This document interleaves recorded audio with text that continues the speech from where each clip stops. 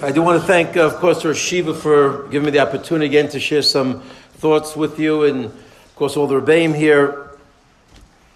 It's a special welcome Torah. I feel it just a minute, even before I walk through the door. The welcomes, the overall Achnosis Archim and the level of midos and sensitivity is felt uniquely in this welcome Torah. It really is obviously a reflection of the top down of what trickles down to everybody else, and the Rosh Shiva, the Rabbeim, should only see continued nachas from all the Talmidim, Be'ez Hashem, should all go me'choil l'choil, and for many, many years to come, the yeshiva should be l'shem with teferes, a beacon of light for Klal Yisrael, Be'ez Hashem. Amen.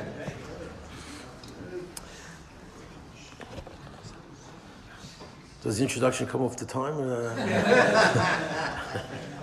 But, this week's Parsha, of course, Parsha Yitro, even though the words of Naase VaNishma are technically in Mishpatim, the concept of Naase VaNishma and the event of Naase VaNishma essentially took place right here in this week's Parsha.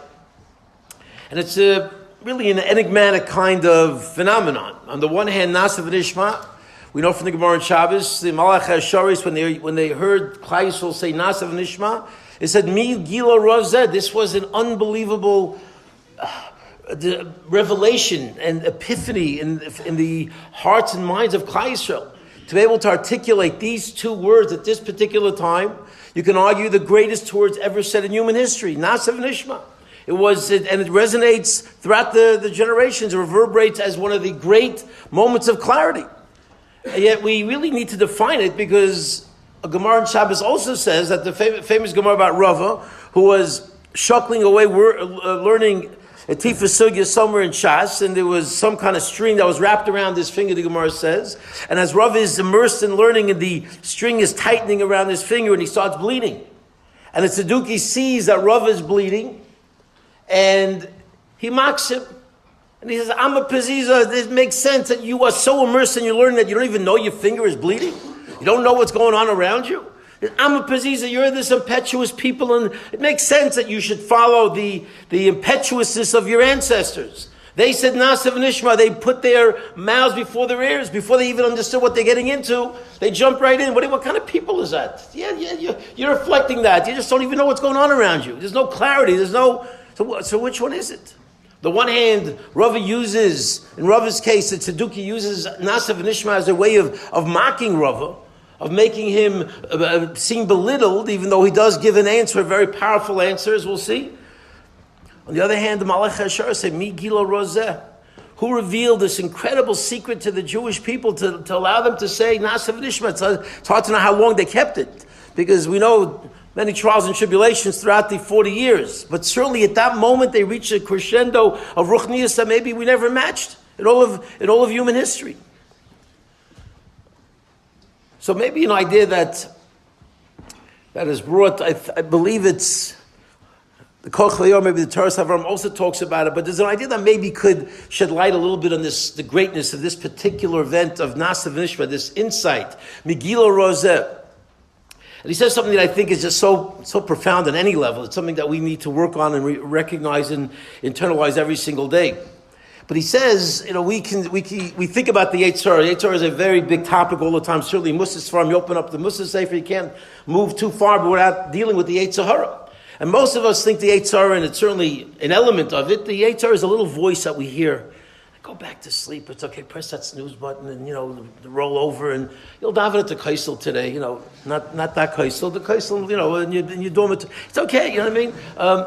It's not so bad, or whatever. This aver is not so bad, and Hashem's not looking right now. It doesn't matter. I've heard people say, me and God have a relationship. We know each other. He understands me. He understands me. It's like we use all types as far as the Yetzer Hara is incredibly adept at getting us to sort of fall and to make mistakes. But and that's true, and we got to deal with it. We got to outsmart it on a regular basis. But there's another dimension that he opens up our eyes to about the Yetzer Hara.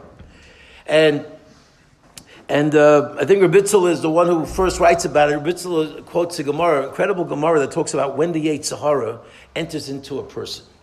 And there are different shittas. And one of the opinions is that the Yetzer Hara enters into the individual already as that individual is developing in its mother's womb.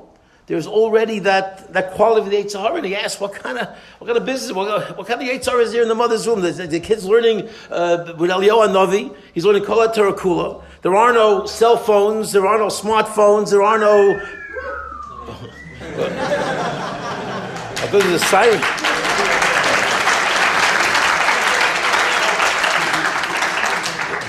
There was a fire alarm or something. I don't know. What? There's no technology. There's no social media. There's no Fortnite. Like what? What exactly? What exactly? If you don't know what I'm saying, that's good. That's good. Baruch Hashem. If you don't know, the guys who know, they know. But it's like, well, what's shaykh Yetzer Hara in the mother's womb? The kid is nothing. It's existing in its embryonic sac over there. It's getting nourishment. What's going on? It explains a Gavaldic concept, one that, again, we really have to work on. And really, if we understand this is our job, this is the essence of our existence, to sort of recapture what I believe is really the essence of Naase VaNishma. He says that what happens in the mother's womb is something very fascinating. And he says, what's the big excitement when the child begins to develop? The kid starts kicking. Right? Very often the wife will come, tell the husband, tell the other kids. You want to feel your new brother or sister kicking. You feel the stomach and the baby's kicking. And it's a big yontif. It's exciting. And he says, well, wait a minute. Well, what's the kicking exactly? What's the baby doing when it's kicking? What is that symbolic of? And he says, it's symbolic of the fact that HaKadosh Baruch Hu put into this particular child already, in that state, as it's developing, the need and the desire, the very strong want to let loose. What it's really saying is, get me out of here. What it's really saying is, I need and want desperately my independence.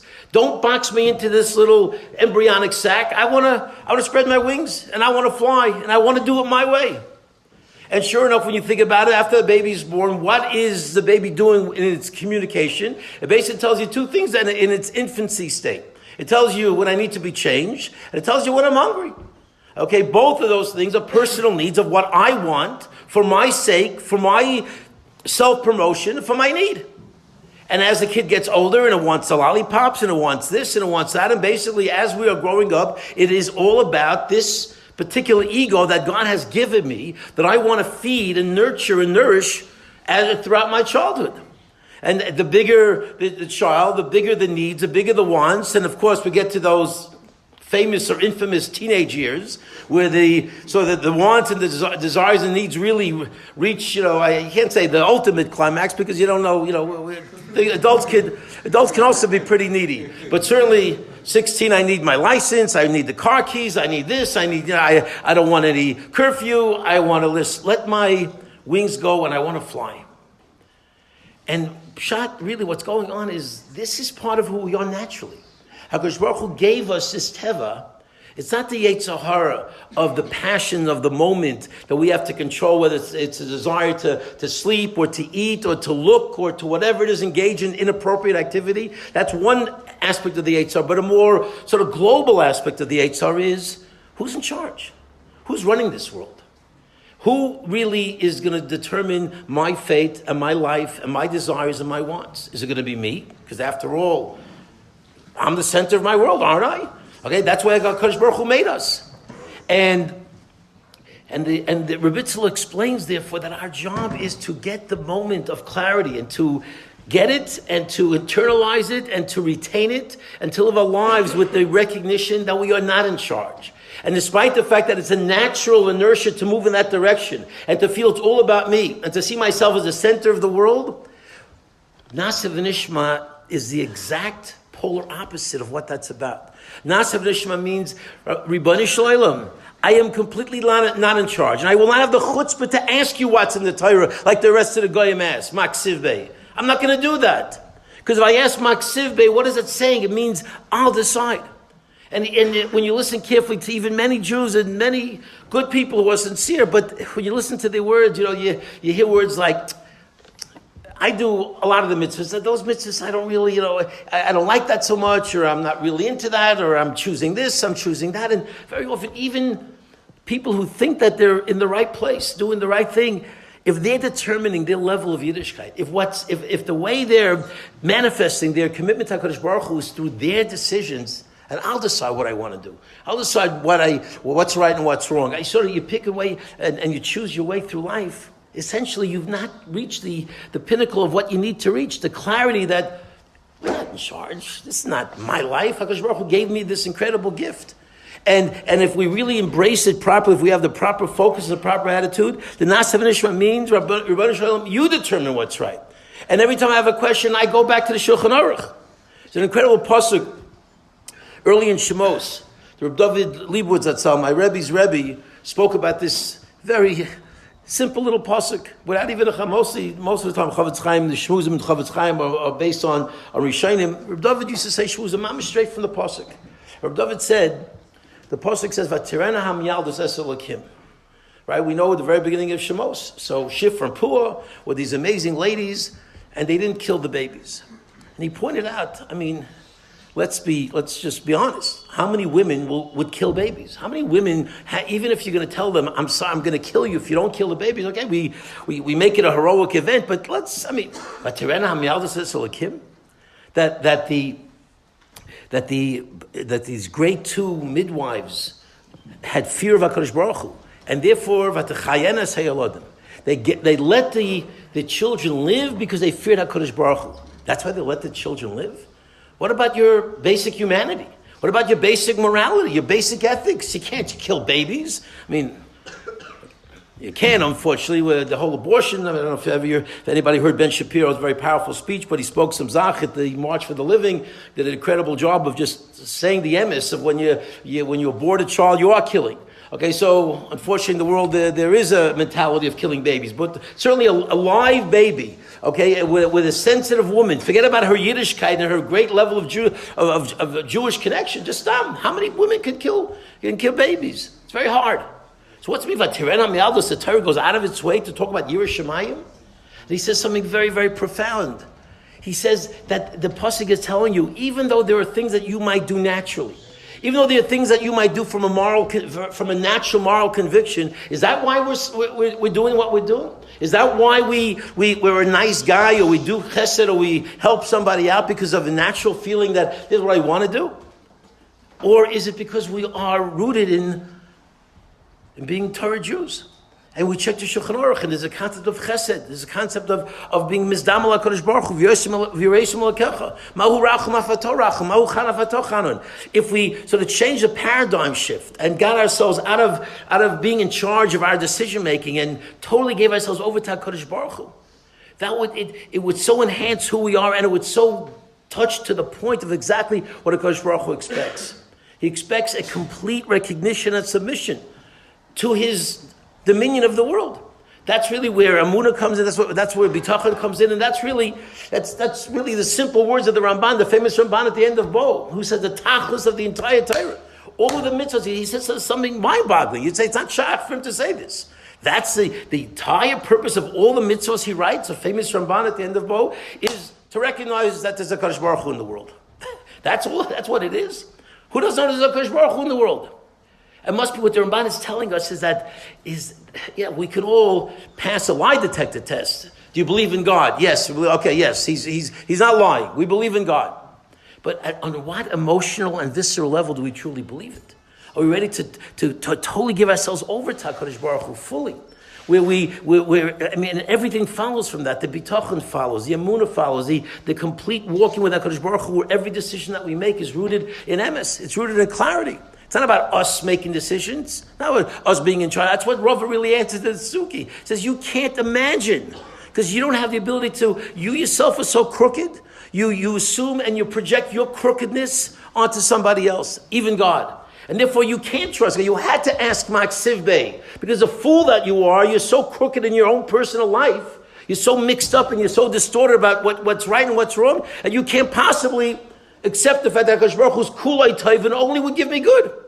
So because you couldn't accept it because of your perversion, therefore you're mocking me because I do have the ability to accept it. Because I am Tumas Yisharim Tamdchem, says Rava back to the Tzeduki. The straight people, the whole people, the pure people, they're guided by a sense of truth and clarity. They can have trust in HaKadosh Baruch Hu. It's not no problem for them. And that's what Klal Yisrael recognized. When Klal Yisrael said Naase VaNishma, that's what they were doing. They were taking that complete sort of that leap of faith on a total level, total immersion into this acceptance of HaKadosh Baruch Hu. And when that happens, Rabbi say, when we are able to do that, a lot of things follow. Just like I mentioned, the emunah and the bitachon and the clarity of doing the mitzvahs, the way we learn Torah.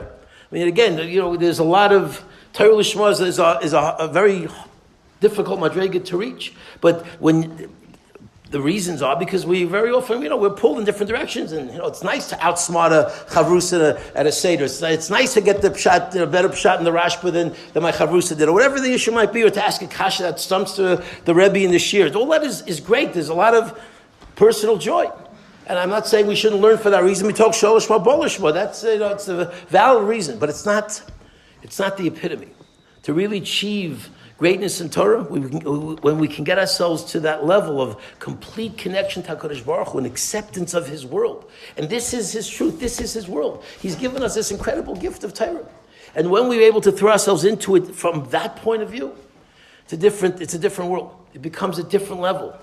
And certainly if we can do it with Yigiyah, and certainly I've heard the Yeshiva say many times, Yeshiva before Shlem should be gesund and stark. I've heard the Yeshiva say many times that there's a lot of parallels between the style and the atmosphere of learning here in Medrash Shmuel and as well as Chavetz Chaim, a lot of connections. And fundamentally, it's about working things out and getting clarity, getting pshat, and not just looking for mental gymnastics, but getting to the truth. What is Rashi really saying? What's Tosfos really saying? What's the Rashba really saying? That takes yigiyah. That takes hard work. That's not a simple phenomenon. And again, it has to come from a sense of purpose, a sense of understanding. Who runs the world? What is this that I'm doing? I'm engaged in the most noble endeavor that's ever possible in the history of mankind. Learning God's Torah.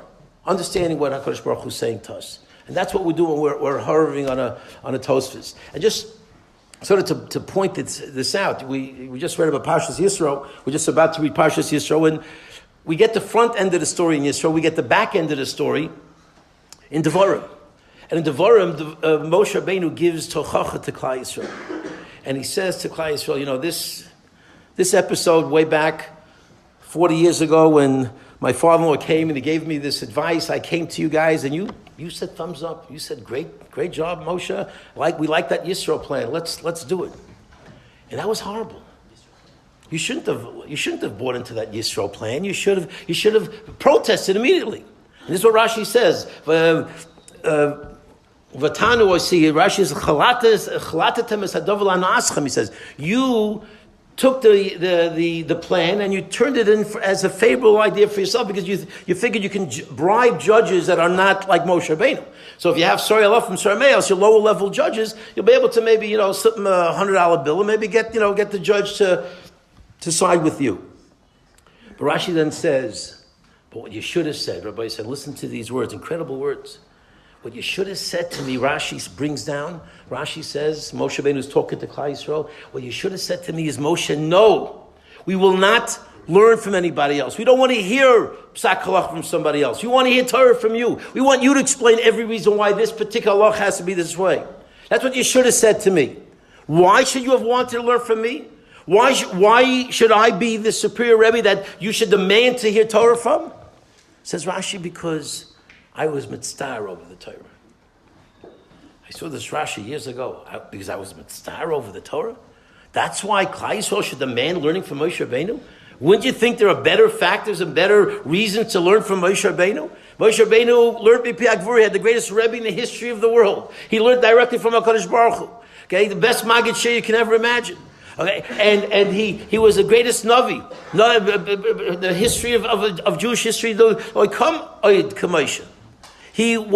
Nigla Nister. He had the reasons for everything. He knew Paraduma, whatever Shlomo HaMelech didn't know. He knew. So on an intellectual and spiritual level, Moshe Rabbeinu, he was hanging out with the Malachim up there in Shemayim.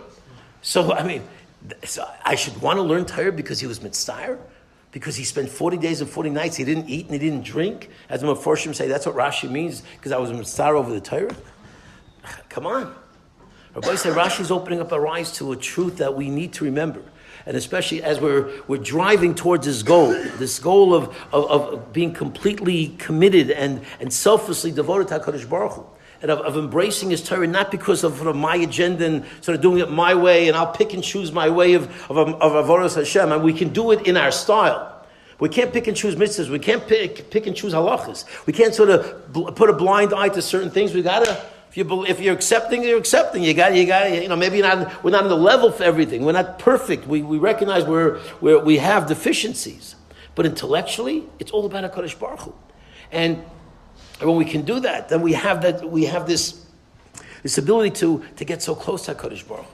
And Moshe Rabbeinu, Rashi is explaining to us that the tsar, the yagiyah, the level of what you put into to a pshat and taisus, to working on figuring out something in Torah, that's what makes a difference. It's not the intellectual prowess. There are many, many different intellectual levels. And sometimes, the 100 IQ guys look at the 140 IQ guys and say, they're the ones who are going to make it big. And Rav Stulberger Zatzal said to his Talmidim, here's a man who wrote Chidushim on Kamat Kala Torah Kula. He says, I had an average intelligence. He wasn't the Reb Aaron Cutler style Eli who can fly through Shas, and mamish, 100 miles an hour. Not at all. He had to sort of plot his way through Kol Torah Kula, slowly but surely. And here's a kid growing up in New York, a Yankee fan, a sports fan, and yet he can become Rav Stulberger, the Gadol HaDor. I heard from his grandson. He's just to give you a tzir. At 70, in his 70s, he made a kiddush. It's known. He made a kiddush. It's what's a kiddush that he made it in his 70s? He found out a Yankee score, but some big win that the Yankees had, and it made no roshim on him. He got to the level in his 70s that it didn't impact me. I reached a certain madrega. It's out of my system. It's out of my bloodstream. So now we have to get LeBron out of our system. We got to get this one out of our system. But I mean, it might take time. But Rabbi say, we're going to say that because of mice we don't have a 140 IQ, we're not some raving genius who has a photographic memory. Therefore, we can't achieve in Torah. We can't be great.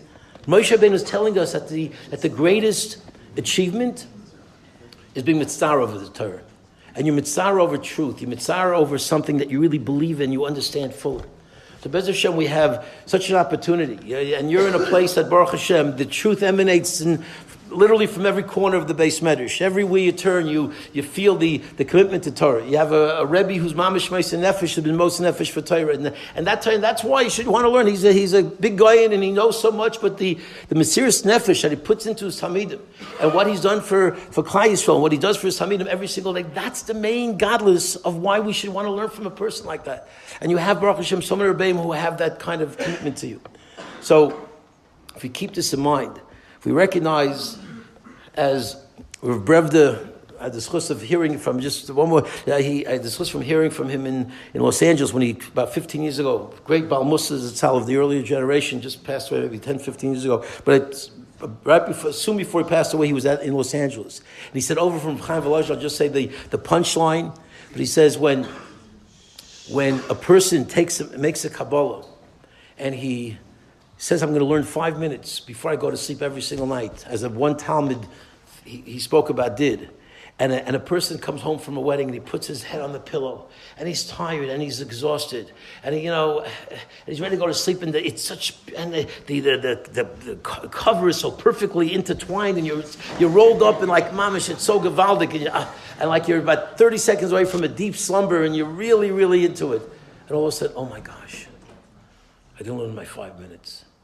In that moment, when that young man, between the Yetzer Hara and the Yetzer Tov, is deciding whether, do I get up or do I roll over? Okay, do I fulfill my commitment or do I say, you'll do it tomorrow, it's okay. That moment in time literally could make the difference in people's lives you never even met. It can mamish take a tragedy that's about to happen and turn around into the greatest simcha. That's what Chaim Volozhin says, and that's what he said over to us that he heard from Rabbi Yapian. So that's who we are. We have connections to the metaphysical that we can't relate to. We just don't know. HaKadosh Baruch Hu wired this world that way. So Bez Hashem, if we can take these words of Naase VaNishma, truly work to emulate them, to understand what the Yetzer Hara is and conquer that Yetzer Hara that HaKadosh Baruch Hu is in charge and not that we are in charge. And that's Chus V'Bizach Bez Hashem to be as Meshach Meher Yemei.